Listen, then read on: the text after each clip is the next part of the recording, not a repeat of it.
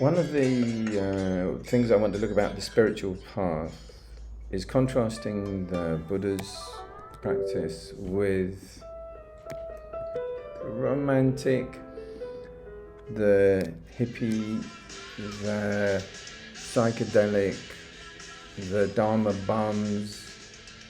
That's because I've heard a monk, Venerable Tanisro, do this with German Romanticism and then try to make a contrast to modern Buddhist teachings, and it seems a bit hard to relate to, I found, but I think the idea was interesting. This time what I'd like to do is to look at some English romantics, starting with one that I think we can relate with, because when you look at the aims and the views in their work and their life, therefore, you see quite a lot to do with it. That's the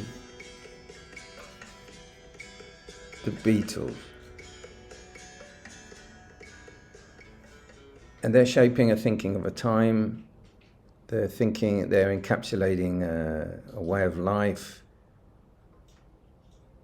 They are holding a view. So they're holding the view of music, of free love, of peace, of unity, of do what you want to do, design your own life, reject orthodoxy, and for me, the Beatles, when they were a dance band, their function was pretty clear, and they were emulating Elvis. They were and Buddy Holly, Chuck Berry.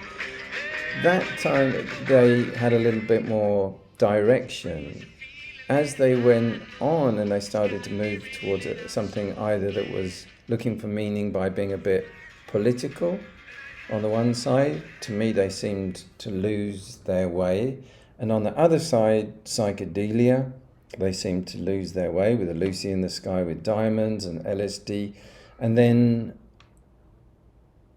Indian mysticism with the Maharishi Yogi and the White Album, which again, for me personally, I'm just expressing my opinion, no, by then they'd really lost the kind of plot.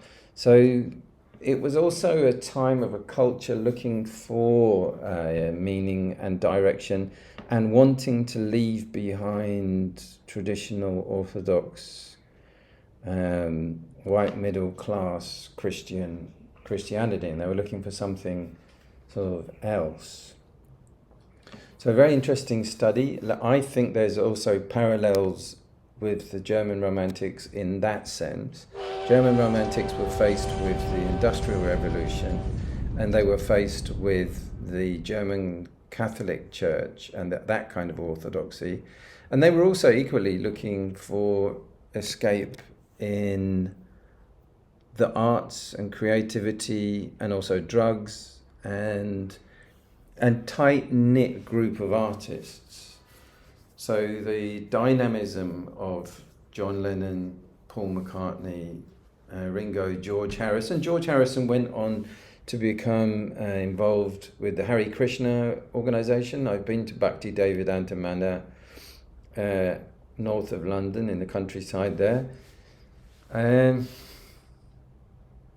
So from I Want to Hold Your Hand and She Loves You and this sort of teenage romance direction to trying to challenge Nixon era government and to become a fulcrum, a focus for the vision of what could be said to be, the subculture hippie vision of life. Peace, not war. Make love, not war. Free love.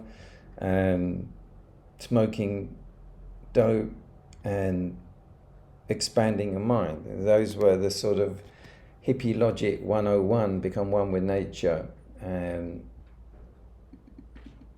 That's an interesting study. Okay, so that gives you an idea of the flavour of what is meant also by spiritual view, spiritual aim, spiritual mindfulness, spiritual concentration, spiritual effort, spiritual action, spiritual speech, and spiritual livelihood when they're not aligned with the Eightfold Path as by the Buddha, but they have various versions of what is at their view.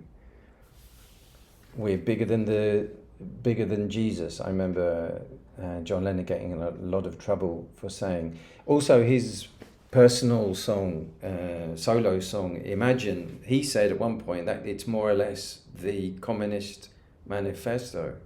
So it's also that combination and involvement by being a mixture of anti-war, anti-Nixon, anti-Kissinger, anti-the Vietnam War.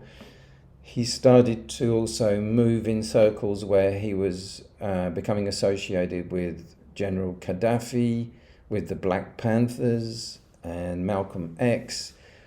And that's quite also a different path than George Harrison, for example, who stayed away from a political tone.